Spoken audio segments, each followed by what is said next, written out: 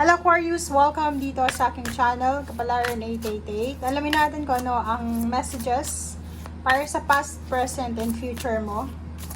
Ito ay general reading, pwede kang makarasonate or hindi. Depende sa kung ano yung lumabas dito sa ating baraha. Okay. Alamin natin yung past mo, Aquarius.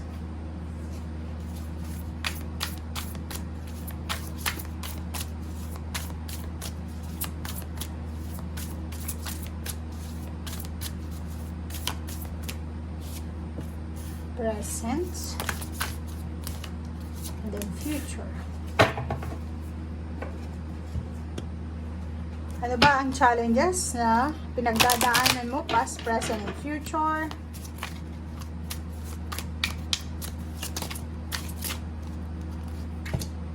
Okay. 9. Bouquet and 14. Facts. Wow, yan yung challenges mo, guys.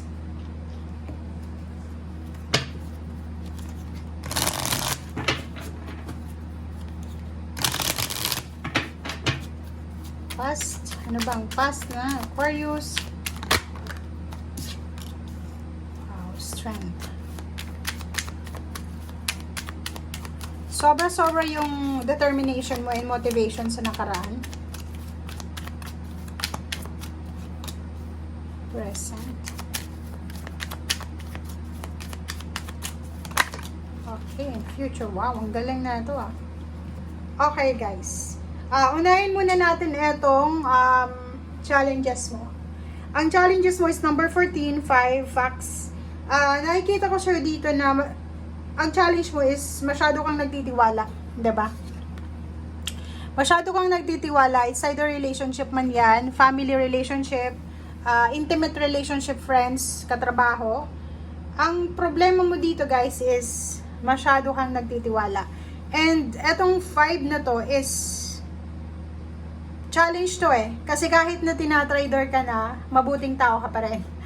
Kahit na niloloko ka na, nakikiharap ka pa rin, di ba? Parang sa sobrang bait mo siguro or sobrang educated mo, lahat ng taong may atraso sa'yo, kaibigan mo pa rin. Okay? Dito din, sinasabi ng barahan na yun yung challenges mo eh. Yung mabilis kang magpatawad. Like for example, galit ka ngayon, tapos bukas makikipagbati sa'yo yung taong kagalit mo, magiging maayos na ulit yung relationship nyo. So, nakikita ko sa'yo dito, medyo alarming yung challenges mo eh. Alarming siya kasi, bakit? Kasi, parang masyado mong piniplease yung ibang tao. Parang mas inuuna mo yung kaligayahan ng ibang tao. Natatakot ka sa sasabihin ng iba. Like, si Aquarius, masamang tao, ganito, ganyan, madamot, parang ganun. So, yun yung kinakatakutan mo. So, kaya, kahit na traidorin ka, siraan ka, kahit na nakawan ka pa, pinapatawad mo. So, yun yung challenges. Yung iba is strength to, di ba? Pero sa'yo challenges to eh. Kasi nahihirapan ka eh. Okay. Past. Sa past relationship mo, pwedeng nagkaroon ka ng isang napakagandang emotional experience. Romantic relationship or deep friendship. So, pwedeng ikaw ay palaging nakakatanggap ng attention. Siguro sa nakaraan mo, swerte ka sa kaibigan dahil mayroon kang childhood friends na nag-stick sa'yo. Meron kang childhood relationship, childhood sweetheart, or pwedeng meron kang karelasyon dati na talagang faithful sa'yo. Okay? Nakikita natin dito sa past mo na strong yung foundation mo. Family, maganda yung takbo ng relationship ng family nyo.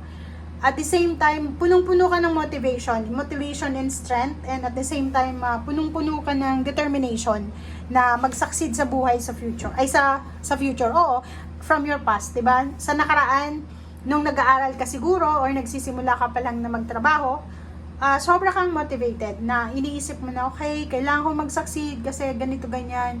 Kailangan ko magpatayo ng malaking bahay, 'di ba? Kailangan ko ng pera para sa business ng parents ko. Kailangan kong i-travel yung parents ko, parang ganun. Yun yung motivation mo. And yung kasalukuyan mong situation, wow! So, pwedeng yung kasalukuyan mong situation is bagong pag-ibig to. kung sino man itong naging karelasyon mo from your past, hindi siya yung kasalukuyan mong relationship sa ngayon. Or pwedeng magkakabalikan kayo. Pwedeng may forgiveness ka na ibibigay sa taong nanloko sa'yo. Or pwedeng makakatanggap ka ng regalo or ikaw yung mag-share ng gifts. Or pwedeng ang iba sa inyo dito magpapakasal or kinasal na sa kasalukuyan. Comment down below or bumuo ng pamilya. So, ito siya. Or pwedeng yung kasalukuyan nyo ngayon is gusto yung magpakasal or gusto yung mag-business. Gusto yung magpatayo ng bahay. Gusto yung mag-abroad. Yun ang nakikita natin. Sorry guys. And yun, yung future mo naman dito is napakaganda. Kasi same din sila. Ibig sabihin niya, yung Wheel of Fortune, kung ano yung nangyari sa'yo sa past, present, iikot yung Wheel of Fortune ng clockwise, diba? Pag ganon.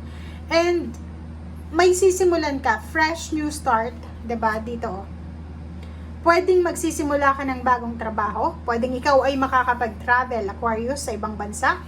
Diba? Iikot ka eh. Pwedeng mundo to eh. Diba? Pwedeng mag-travel ka around the world. Pwedeng tumaas yung position mo sa trabaho, tumaas yung revenue mo, or pwedeng maging boss ka, ma-promote ka, maging CEO ka, maging businessman, businesswoman, parang ganun. So, and kung may mga hinihintay kayong delays like money problems, baby, or kung ano pa man, posibleng sa future nyo ay tapos na yung mga endings na yan, okay? And maraming mga good news, mabilis, unexpected na progreso ka na makukuha sa iyong future. Okay? Sobrang positive na pagbabago sa buhay mo. Etong mangyayari sa future mo. Pwede ka din makalipat sa new house or dun sa dream house mo. Or pwedeng makapag-travel ka around the world. Or pwedeng makabili ka ng sasakyan. Or pwedeng nakikita natin dito na pwedeng ikaw ay titira sa malayong lugar. Or pwedeng ikaw ay magta-travel kasama yung family mo.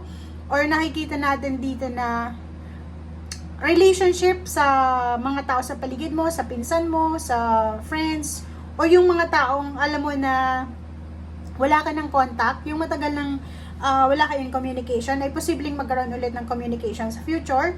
So, mga long lost relationship, friends, relatives, classmates, so may mga reunion dito na magaganap, may magkikita.